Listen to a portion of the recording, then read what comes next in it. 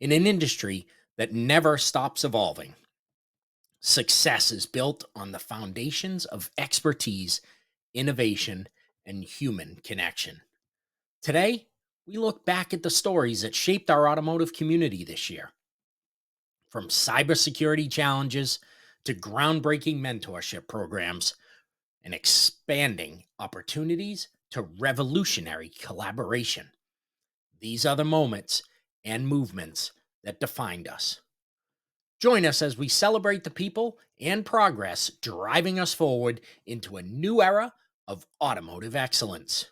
In today's interconnected world, the automotive industry faces an invisible but critical challenge. From sales to service, cybersecurity has become as essential as any tool in our arsenal. In this first segment, you'll hear from Ted Klauser, CEO of PCA Technologies, and David Renicky, the president of Automotive Warranty Network Incorporated. Join us as we explore the evolving landscape of digital threats and discover how education serves as our strongest defense. I appreciate the opportunity, Dave, to share. Realistically, in today's world, there are numerous attacks. I think you kind of touched on several of them. Ransomware, phishing, business email compromise is a huge one.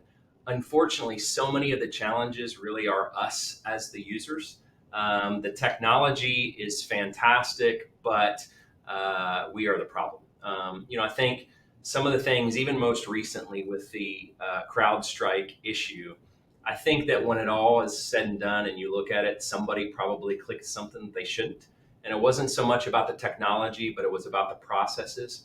What I feel is so important in the automotive industry and every industry is how you're trying to prevent the boom from occurring in the first place, right? And the boom can be whatever you define it. It could be the attack, it could be the actual entrance of a criminal, or it could be the time that the door is left open. But if you will spend your time and energy on protecting that, and that includes the human person or the human element of it, you're going to prevent a lot of headache. I couldn't agree more with that. I think, it's such an important thing. User training and awareness, right? I mean, that's the biggest thing. Within our company, we're constantly doing phishing simulations on our employees, so we send out, fake emails on purpose so that we can identify who's going to be the one to click on it. And then, if they click on something they're not supposed to, it takes them through a series of trainings that they have to do to help educate them on what not to click on, what to look for in an email, and everything like that. So I couldn't agree with Ted more. I think the biggest part is training in awareness, right? And it's not just for business; it's for personal too. I mean, that training and that knowledge benefits them at home too, and when they're on their home computer and their family computer. So I think it's really good to make sure everybody's aware. And the other thing is to and I'm sure we've all seen this in the dealership or any business, right, where somebody's password is just password 123, right? Or it's written on a sticky note right beside the computer, or it's underneath the keyboard. So, password complexity I think is very important. Making sure passwords are changed on a regular basis, and then that goes along the education part too. Making sure your users are educated not to be giving their passwords out to somebody else, or putting it on the bottom of their keyboard or anything like that. So. And so, in thinking about the CDK ransomware attack, obviously we know that it affected CDK in a big way. It affected a bunch of dealers, but what we don't really hear about is all the other collateral damage that happened to all the other businesses, like yours, David, that are serving those dealerships.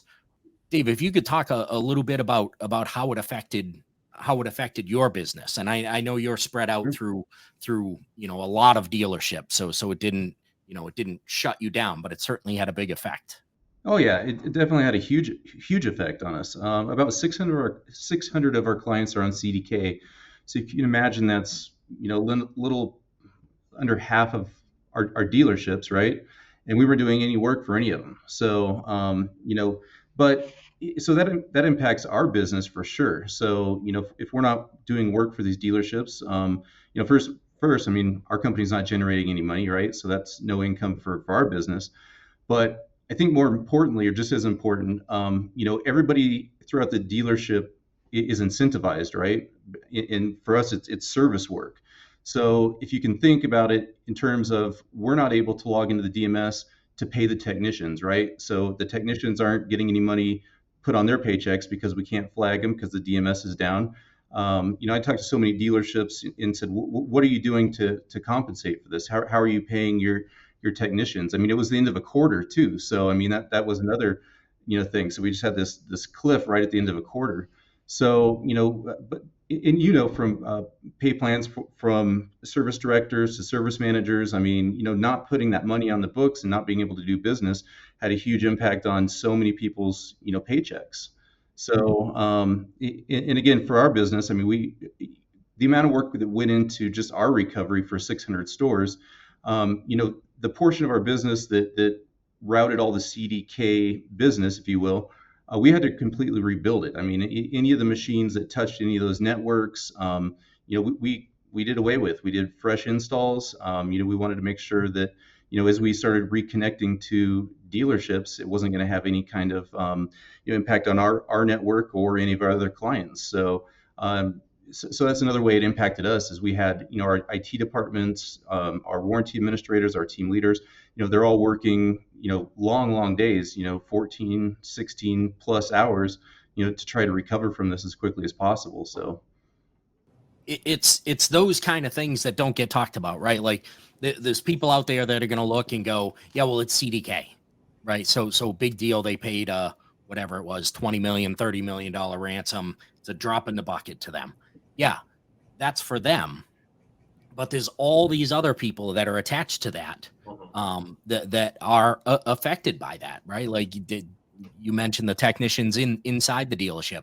David, your people, I'm sure, work on some kind of commission with the amount of warranty that they process. That now they're not processing warranty. yep, It affected their lives because they're working 16, 18 hour days to get you back up and running yep. to get things.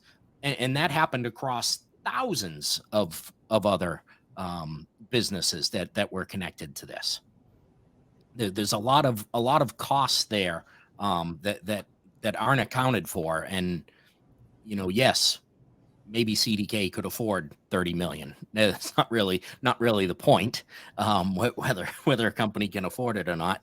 Um, you know, you still have those ancillary costs, that many other people paid, and those are the things that the dealerships need to be paying attention to as they're moving forward, right? Because you have those costs that are there. If something does happen and you do get a cyber attack, you're not paying just once. You're Yeah. paying that, whatever that ransom is. You're paying for all the time that you're down. You're paying for whatever of your team that leaves because they just can't afford to be there during that time. There's a lot of other things to consider. Well, and for the dealers too, I think there's a lot of cost in monetarily and time wise because as they're coming back online and they're allowing vendors like ourselves to reconnect, they're maybe putting other things in place, maybe again financially or just from a time perspective. So they're reviewing their policies, they're reviewing their security measures, and they're changing them as we're going forward through this. So yeah, so there's a lot of recovery. Yeah, And and so less cars were probably sold, and customer impact. I mean, there's a lot of those elements too that aren't really spoken about. excellence isn't just about mastering tools, it's about passing that knowledge forward. Meet the exceptional few who've risen to the highest ranks of automotive technical expertise and learn how they're shaping the next generation of master technicians. The Technician Mentor Show featured two giants. From a culinary program to one of only 35 Honda Super Techs in the US, Brooklyn Morse is now an assistant service manager with Scott Honda and an avid supporter of new technicians. Also, in this segment, you're going to hear from Wayne Bridges, training director at Toyota of Puyallup, a lifetime dedicated to this industry. In college, they had the Honda Pack program, and I ended up meeting a bunch of the guys from that program, the Ford Asset program, and just general automotive. And they were like, no, Honda's for you. It starts you in the very beginning. You learn what a wrench is, you learn all the tools, and then you learn where the drain plug is, and just kind of escalates slowly. I ended up getting into that, full support of my parents, and just took it by the reins and absolutely fell in love with the program. And then here I am. So I've been on both sides. I've been the mentor side. I've been the mentee. I've been a little bit of everything at this point. Now an assistant service manager. So it just built over time. Yeah. And you made it to master level, right? Right. You didn't just. Yeah. So I surpassed master and actually went to super tech. So that's Honda wise the highest qualification that you can be. There's 35 super techs in the US, and I am one of those 35. And they never filled all the seats either. So I'm very proud to be where I am. Yeah, that's a big distinction, and we're proud to have you here with us. And I'll remind you what the question was: is how do mentoring programs contribute to the retention of experienced technicians as well as the development of new talent? I think kind of going into what you were saying as well, there is a huge sense of pride to have somebody that doesn't know much about cars. And it kind of reminds you where you were too, however many years ago. For myself, it would have been 10 years ago. And the fact that you get to be there and really build that person, watch them grow, it kind of like that family aspect, which no matter what techs say and how miserable they are, they do develop the family in the shop. And it builds a lot of core values. I think it changes perspectives, and even with that, the older technicians can learn from the younger ones. So the younger generation being a little bit more adapt to phones and whatnot. A lot of stuff changes over the years, and I think that's an asset on both sides. Mm-hmm. But there is a lot of pride that goes into that, and watching them learn how to take an engine apart and just really develop and hone their skills from where does this bolt go? I don't need this bracket to, oh, I have nothing left in my jar. So there's a lot of pride that goes into that. In this next segment, from a hot episode of 2024, you'll hear from two young go-getters. Dylan Smith is a BMW Master Tech with huge ambition, and Dylan Sawyer is an industry sponge, having worked from detail to fixed ops, now in sales, very early in his career. The future of automotive service depends on fresh talent and innovative thinking. As vehicles become more advanced, so do the opportunities for those willing to take on the challenge. Discover how this industry is transforming to welcome its next generation of professionals. My oldest brother was born while my mom was still in college, so dad clicked, I need to provide. So from there, he moved into it was a GMC store, and just worked his way from the bottom of the top. Started off in used car manager, finance, moved over to general sales manager. He is where I get my drive from. He is where I get that, okay, if I work hard enough, I can get there. And another thing I get from him is my just sheer ambition. And I want the world. And I understand that you got to take certain steps along the way to get there. But, I keep on setting a bar and then surpassing the bar, setting a new bar, surpassing that bar.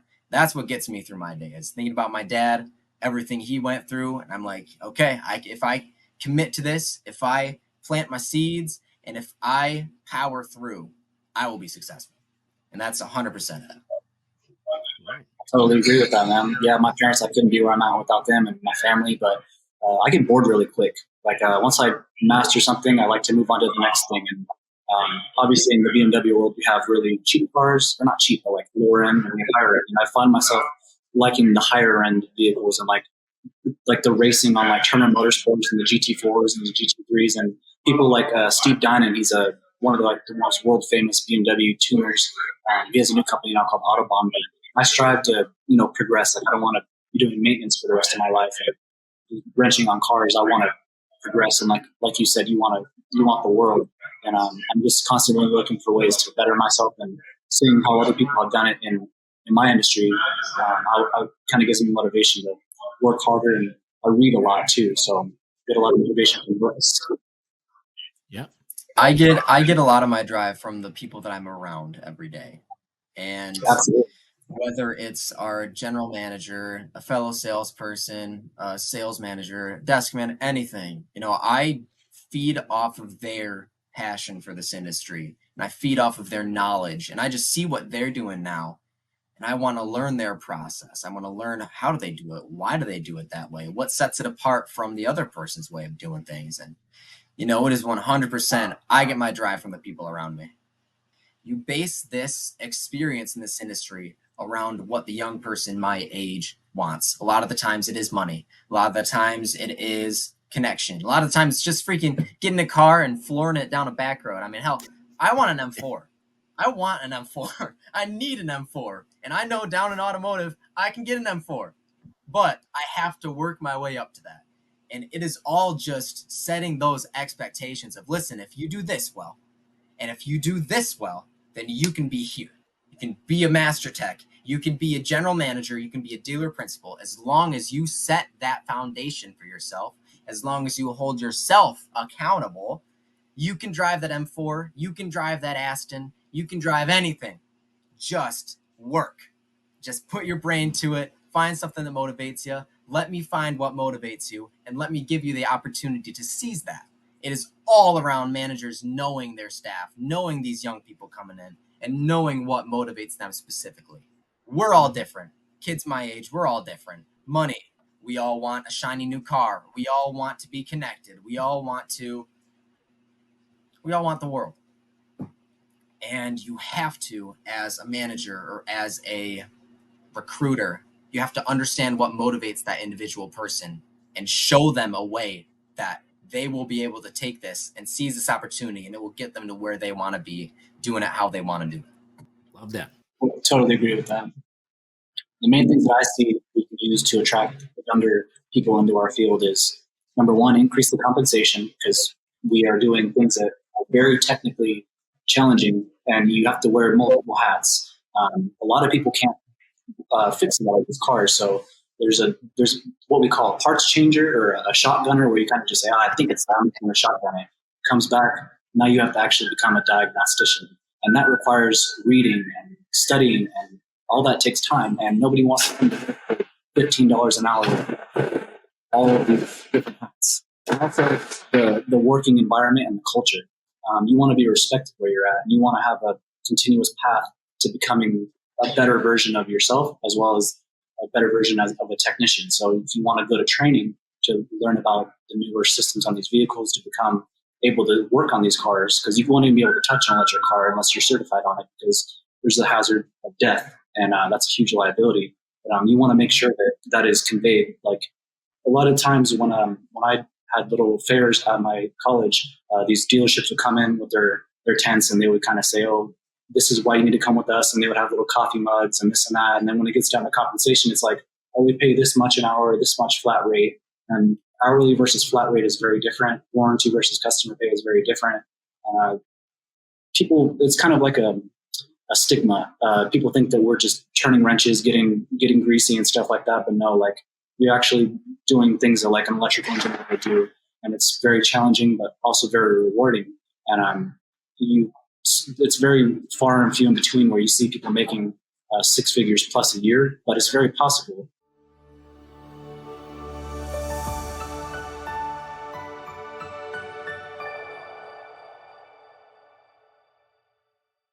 We are the future of automotive excellence.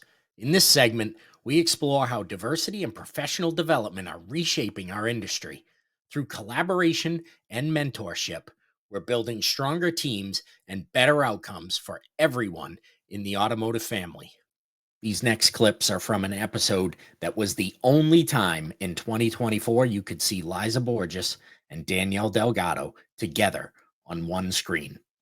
A session hosted by Katie Maras as part of our We Are series. The power in this one will blow you away. Liza bolted down after a speaking engagement, and I saw her come, and I was like, she either loved me or hated me, but she is on a mission. We'll find out, right? And she was just intense about asking me a question and saying, hey, we need to have further conversation, because light recognizes other light, right? And so that conversation led to me learning about the automotive industry. I didn't even know what the automotive industry was. I knew that I was afraid to buy a car. That's all I knew, right? You along with a lot of women, Danelle, that it's just not an industry that women necessarily had in their awareness about a great career path. And so we took the training that we built through CMA and we built it for everyone. Talk about a generous female cheering on every dealer everywhere. That is Liza. She said, I just want to make it accessible to everybody. Let's give everybody a shot to grow and lead and heal a part of the industry that needs help.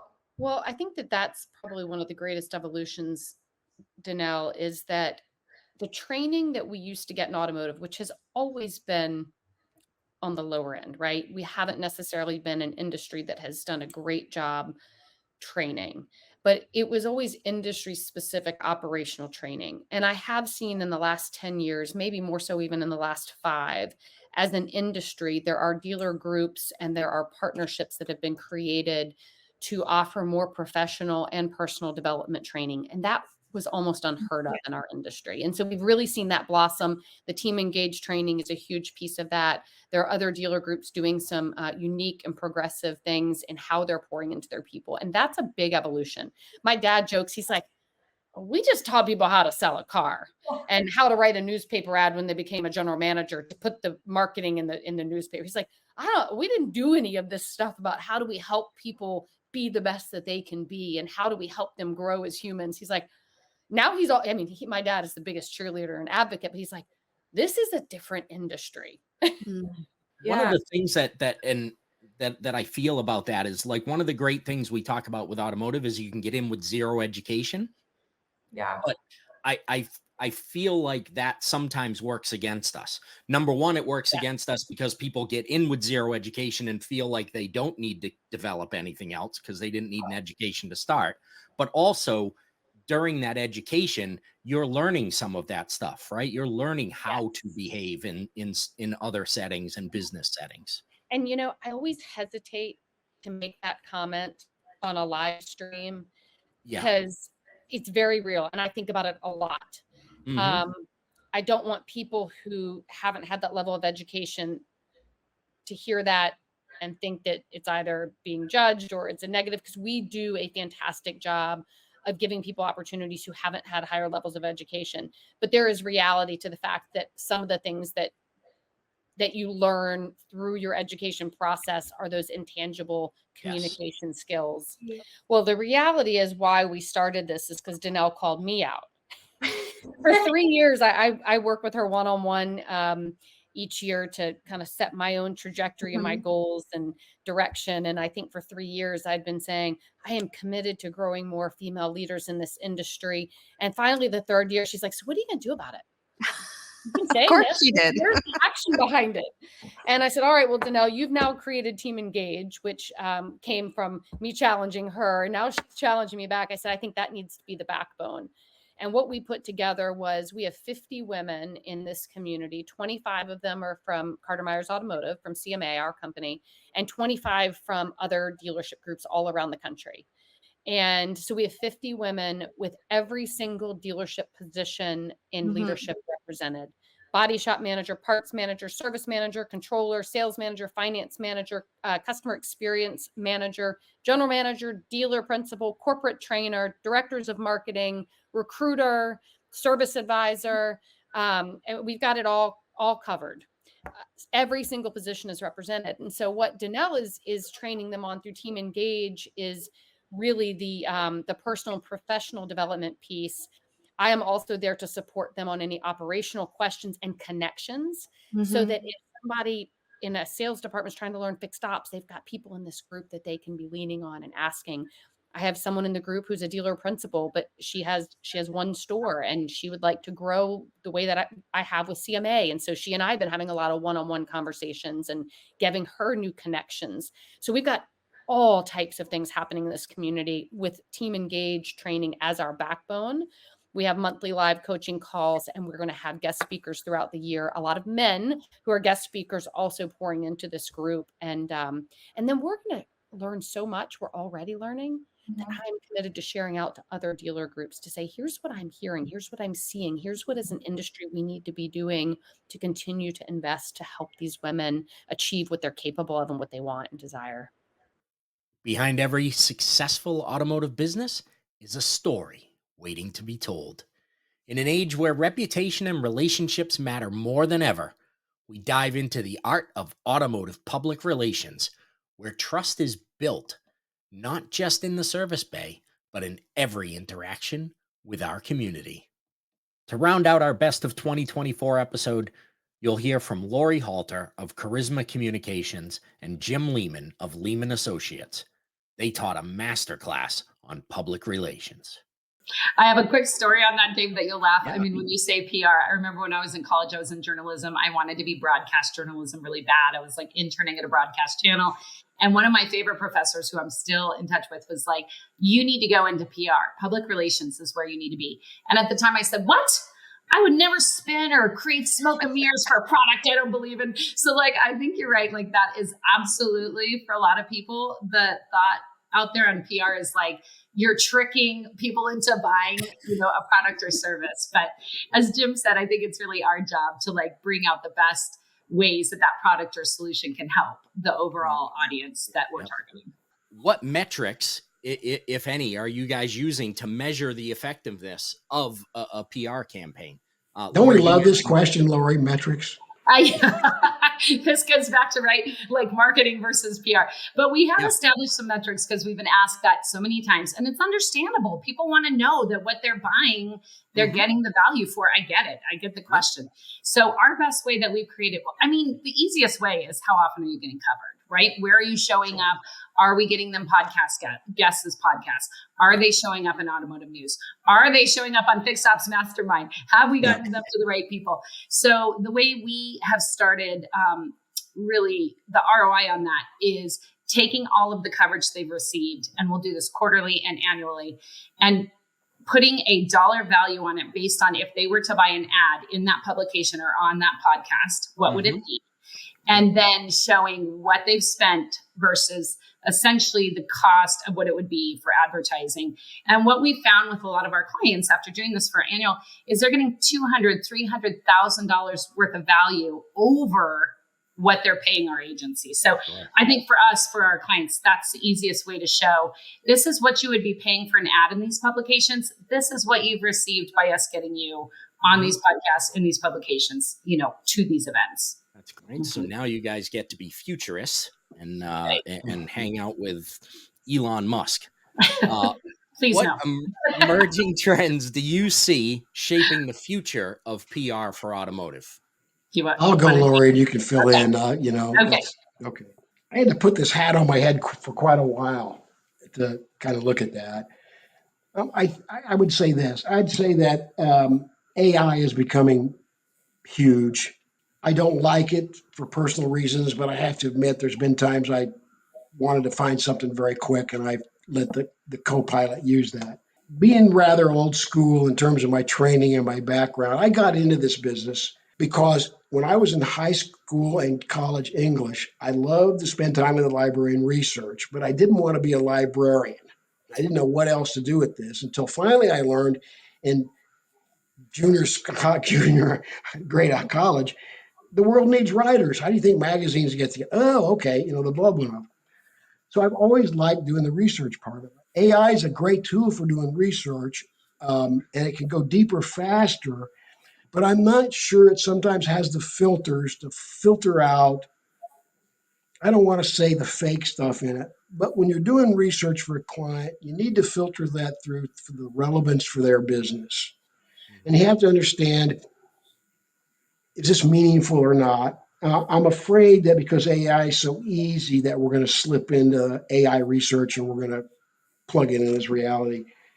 So I think if I was going to suggest to someone to go into PR right now, I'd learn to take a look at AI generated content with a fine tooth comb and understand what's reality and what's not. Because my fear is with that, we're going to get a lot of drone sounding articles. And that's not a good future. It's easier.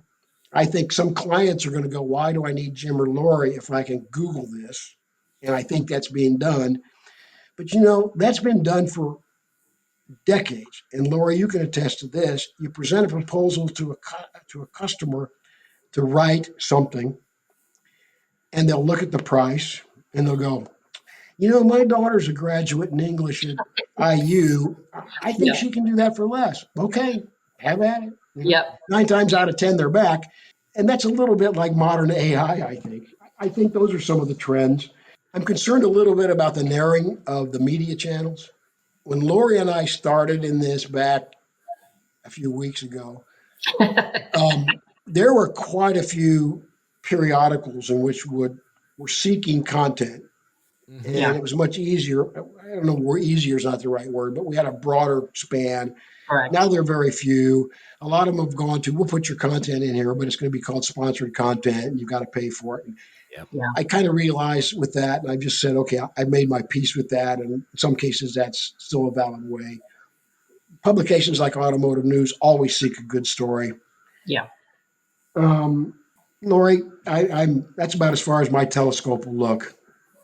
I think those are big, big trends. AI, I like you talk about the narrowing of the industry, the opportunities. And so this is I alluded to this a little bit in the first question, but really creating where I see PR is going is helping our clients figure out how to tell their story, like you're saying, Jim, well.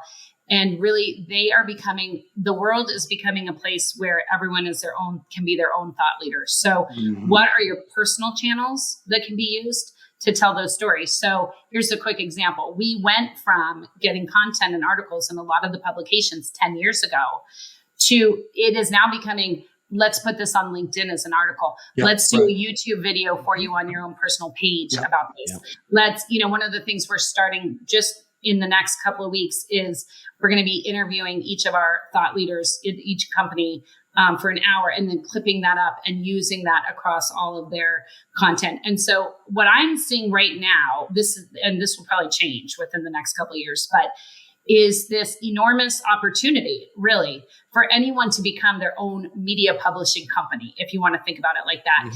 And so I really feel like our role in that is figuring out the story you want to tell. What is the point of view you want to have? Who do you want to talk to in the space? And what do you want to say that will make you a thought leader?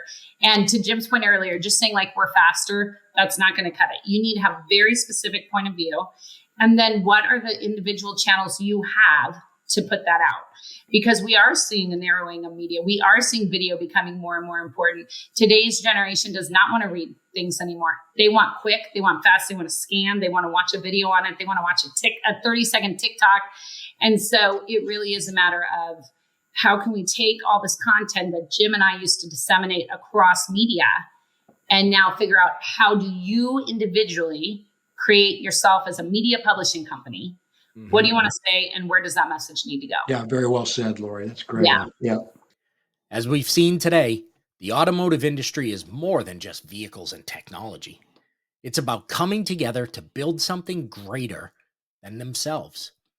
Through enhanced security measures, dedicated mentorship, innovative training, and stronger community connections, we're creating a future that's more secure, more inclusive, and more dynamic than ever before. Thank you for joining us on this journey through the year's most impactful moments. As we look ahead to 2025, we know that the industry's greatest achievements are still to come because they'll be built by all of us together. Thank you for being part of the Fixed Ops Mastermind family. We are brought to you by OEM Interactive, and we look forward to seeing you all again in 2025.